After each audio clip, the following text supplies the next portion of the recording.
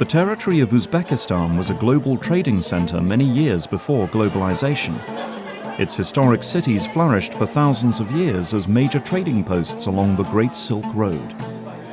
But in time, the country's glory faded, and it had lost much of its influence long before it was absorbed into the Soviet Empire. Even after it gained its independence in 1991, international trade was stifled as the country quarrelled with its near neighbours, closed its borders, and minimised contact with the outside world. But now there are signs that a new chapter is being written in the nation's history. Sweeping changes have been announced aimed at opening up society, promoting the private sector, and encouraging enterprise. But how genuine are these reforms? We'll travel the country and talk to opinion leaders across its regions and beyond its borders to gauge whether Uzbekistan is truly open for business.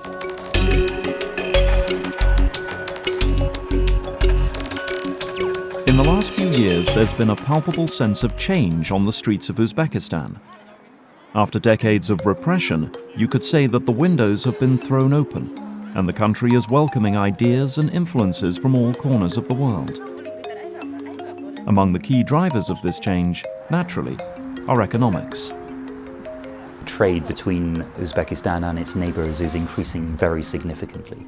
Really, with every single neighbour, you've seen an increase of, say, 30, even 50% year on year over the last couple of years. Tariffs disappeared. You can get across borders without visas now. You see cars on the streets of Tashkent from Kazakhstan, from Tajikistan. You're going to see investments that are joint between Uzbeks and Kazakhs, Uzbeks and Tajiks, Tajiks and Kazakhs. This is all just beginning to happen, mainly in the younger generation. And the potential for this within the region is tremendous. Anywhere around the world, the most important, largest volume trading relationships tend to be intra-region. And that's absolutely potentially true here. The biggest benefits, the biggest opportunities for the people of the region to improve their economic conditions lie in more intra-regional trade. So that's something we very warmly welcome. It's good for the people of the region, it's good for the economic stability of the region. But, for some analysts, however welcome intra-regional trade may be, it won't go far enough towards addressing the country's real needs. Since the neighboring states are not particularly rich and do not have a strong industrial sector, I believe that the effect of the rapprochement with Kyrgyzstan and Tajikistan will be relatively small. But a double landlocked country like Uzbekistan is absolutely reliant on having good relations with its neighbours, so that it can make contact with the world through their territories. That's vital. The crucial thing for Uzbekistan is that they need money from abroad to modernize their economy and develop it.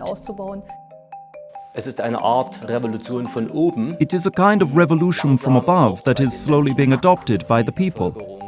The population is reviving, people feel more free. But alongside the positives, there are also risks that we can't afford to ignore. In this country, there is a social gap. There are social problems, social abuses, and these problems can only be tackled through a prospering economy. One reason why foreign investment is urgently needed is to help create jobs for a young and rapidly growing population. Every year, 700,000 new babies are born in Uzbekistan, and a similar number of young people enter the employment market. This is the moment in its development trajectory when Uzbekistan needs to be seizing the demographic opportunity and reaping the demographic dividend. But at the moment, it's not able to do that because its economy isn't generating enough jobs. And so, President Mirziyoyev has been very clear that he gets that the private sector, that developing entrepreneurship, developing enterprise in the country is really the only way that the economy is going to seize the opportunity of all of these impressive young Uzbeks entering the marketplace, which means less state control, not more, such that the entrepreneurs that this country has aplenty can help create the jobs that the country needs. To help ease the transition to a market economy, Uzbekistan has enlisted advice and support from international bodies, including the Asian Development Bank and the World Bank. In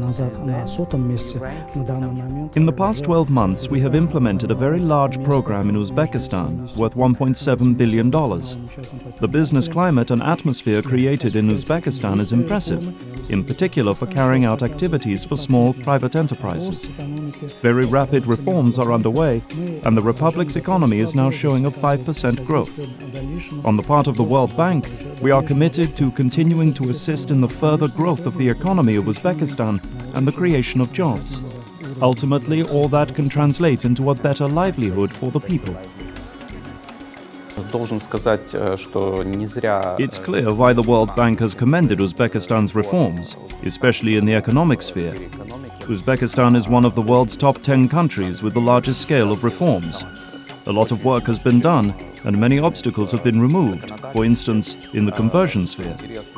Deep reforms have also been carried out in the legislative field, in the sphere of privatization. The reforms are still in progress, and German business is happy with this.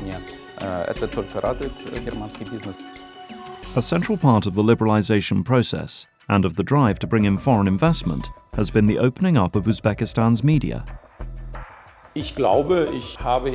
Over the last few years, I've seen that journalists in Uzbekistan have become significantly more active, more spirited and more critical.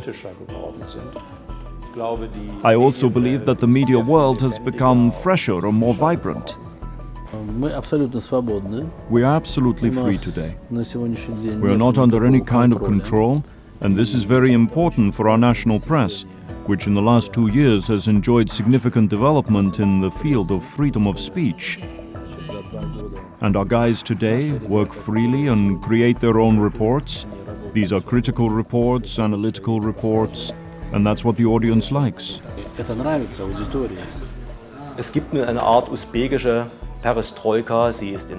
is a kind of Uzbek perestroika taking place in all areas of society, from domestic politics and free enterprise to civil rights. Political prisoners have been released. In addition, Uzbekistan is now working extremely hard towards bringing in investment from other countries and is carrying out economic reforms.